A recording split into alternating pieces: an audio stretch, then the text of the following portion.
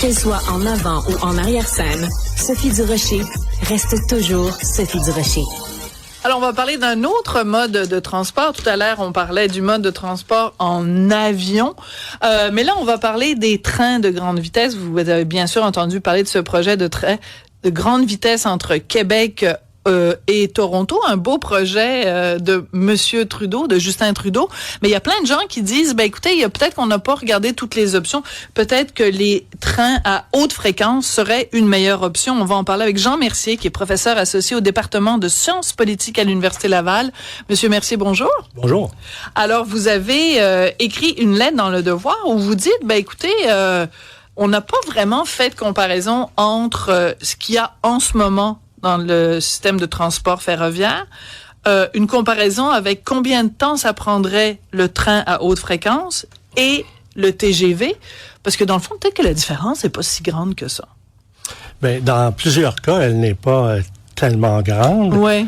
Et par ailleurs, les coûts pour le train à grande vitesse sont estimés à parfois 2 fois le prix que ça coûterait pour le train à haute fréquence.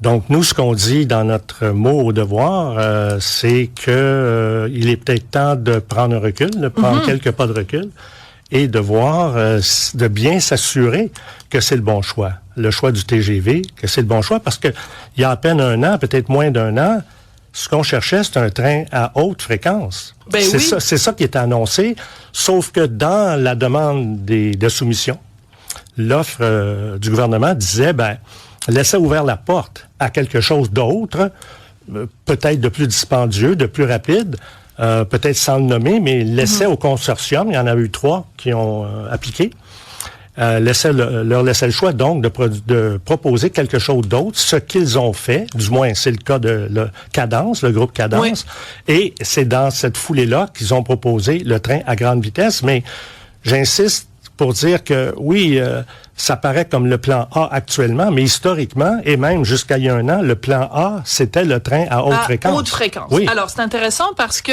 Sophie, excuse, il y a du monde qui se demande c'est quoi le petit bruit en ondes. Je sais pas si vous entendez. Est-ce que c'est vous qui cliquez? Oui, c'est vous qui cliquez.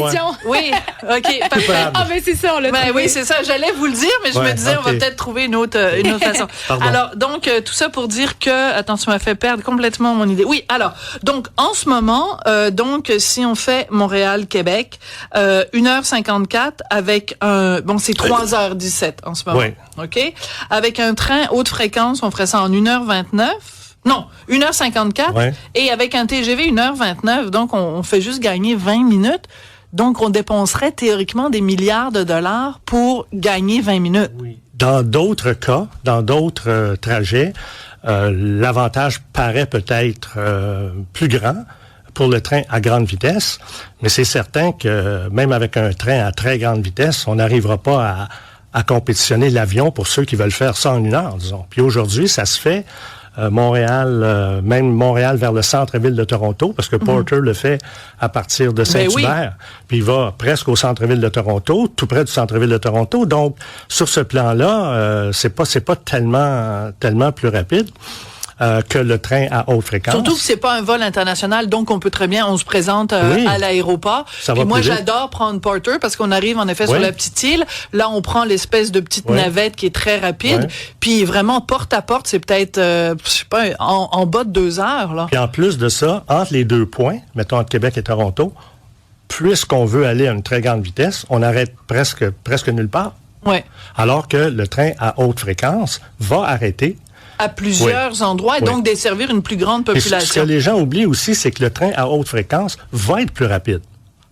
Et va être plus rapide que la situation actuelle. Absolument. Et pas mal plus rapide. Et surtout, en empruntant des voies dédiées, donc ne demandant pas de compétitionner avec les transports. Voilà, c'est ça. Les trains de transport, donc va être plus fiable aussi.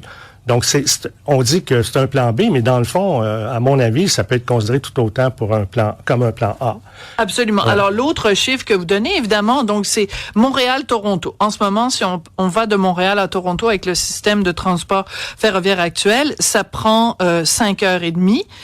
Avec le train à haute fréquence, on passerait à 4h09, donc on économise, dans le fond, 1 heure. Oui.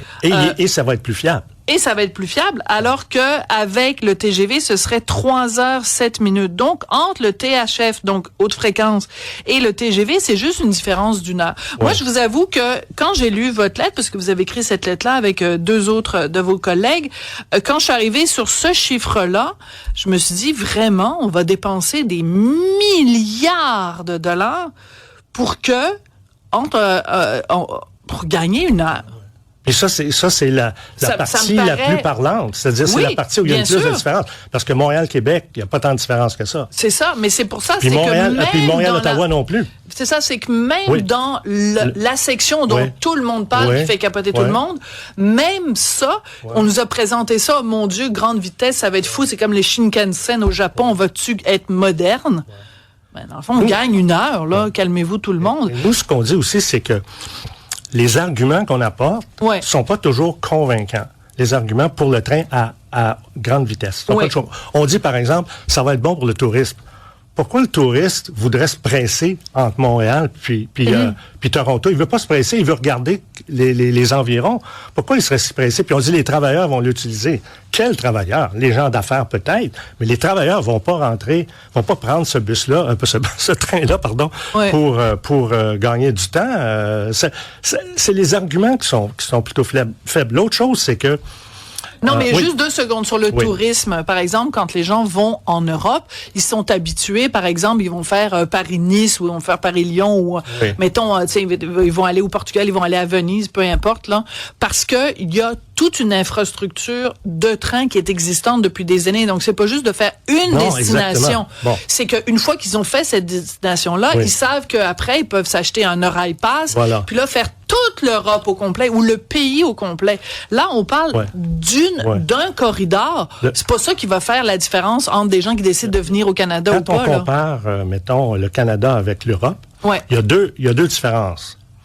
C'est que, d'abord, l'Europe est plus dense. Parce que le Canada, c'est très peu dense, là. C'est 5 citoyens au kilomètre carré. Voilà, exactement. Voilà. C'est vrai que pour supporter l'argument du train à grande vitesse, c'est vrai dans le corridor Québec-Toronto, c'est plus dense. Okay? Mais si on prend des pays, même les pays scandinaves, c'est beaucoup plus dense que le Canada. Et eux, ils en ont des trains à grande vitesse, oui, mais ils peuvent se les payer parce que il y a une densité de la population, puis il y a des gens qui vont s'en servir. L'autre grande différence, c'est comme vous avez mentionné tout à l'heure, c'est un réseau. Il y a un réseau. Donc, si je m'en vais à Bordeaux, je peux aller aussi de Bordeaux ailleurs dans un train fiable. Ce sera pas toujours un train grande vitesse, mais ça va être un train fiable qui va rejoindre probablement un autre train grande vitesse. Donc, il y a un réseau, ce qu'on n'a pas. Parce que Toronto, Québec, ça serait un réseau à grande vitesse, mais qui connecterait avec quoi? À part de lui-même. Ben oui, tout à fait. On va faire Toronto-Québec, Québec-Toronto. Voilà, c'est à un moment donné. Bonjour le tourisme. Et surtout, parce que moi, je pense en effet que l'avion, sur des liaisons courtes comme ça, c'est hyper efficace. T'as ta petite valise, beding, tu rentres là-dedans, wait donc, 1 heure plus tard, t'es arrivé. Moi, j'adore utiliser ça de cette façon-là. Donc, en fait, pourquoi est-ce que, en fait, le public, là, les gens qui utilisent le train, vous l'écrivez dans votre lettre, on veut que ce soit plus fréquent et plus fiable. Et qu'on respecte les horaires. Et un peu plus rapide, oui. Un peu plus rapide. Mais l'idée du train à grande vitesse, ça vient pas du public qui utilise le train. Il n'y a pas de demande. Il n'y a pas des gens avec des pancartes dans les rues qui demandent un TGV. C'est une autre, ce qu'on suggère dans notre article, c'est une décision top-down. C'est-à-dire, c'est une décision du haut jusqu'en bas. D'élite. Gouvernementale, prise par un gouvernement qui était sur la voie de sortie, donc qui n'aura pas à vivre avec les conséquences budgétaires. Et nous, on pense que le gouvernement Carney, qui veut, lui, prendre sa place, n'adoptera pas nécessairement tous les projets qui sont prévus par le gouvernement précédent. Ou en tout cas, s'ils le font, vous, ce que vous suggérez, c'est qu'on fasse vraiment une analyse comparative entre le THF, donc à haute fréquence, et grande vitesse. Donc, pour que tout le monde comprenne, quand on parle de train à haute fréquence, ça représente quoi par rapport à la situation actuelle? À quelle fréquence, à quelle cadence on va augmenter par rapport à la situation actuelle? C'est-à-dire, les vitesses, on les a mentionnées tout à l'heure. Les gains de temps, on les a mentionnés. Oui, mais il va continuer à arrêter fréquence, à plusieurs endroits. Ouais. En route. Si c'est sur la rive sud, ça se continuerait à être Drummondville, des villes comme ça, Dorval, etc. L'autre chose qu'il faut mentionner, c'est que le train à grande vitesse, comment est-ce qu'il va... Parce qu'il est prévu sur la rive nord. Ouais. Donc, pour l'instant, il est prévu pour la rive nord. Il faut dire aussi que dans le contrat que le gouvernement a signé avec Cadence, il y a 4 ans d'études. Donc, la première pelletée de terre, c'est dans 4 ans, pas avant 4 ans. Donc, nous, ce qu'on dit, c'est qu'il y a plein de temps pour prendre un pas en arrière puis regarder si c'est la bonne décision qu'on a prise. Absolument. On a-tu une petite minute parce que c'est un auditeur qui nous pose une question pour vous.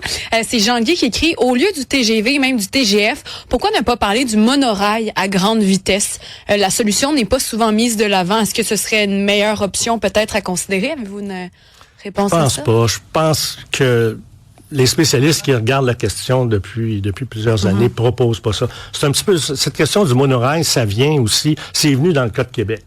Pourquoi un tramway, pourquoi pas un monorail? Mais c'est vite écarté. Ouais. Et ceux qui proposent le monorail sont assez persistants par contre. Et moi j'ai déjà fait affaire avec eux dans d'autres projets sur le tramway à Québec entre autres.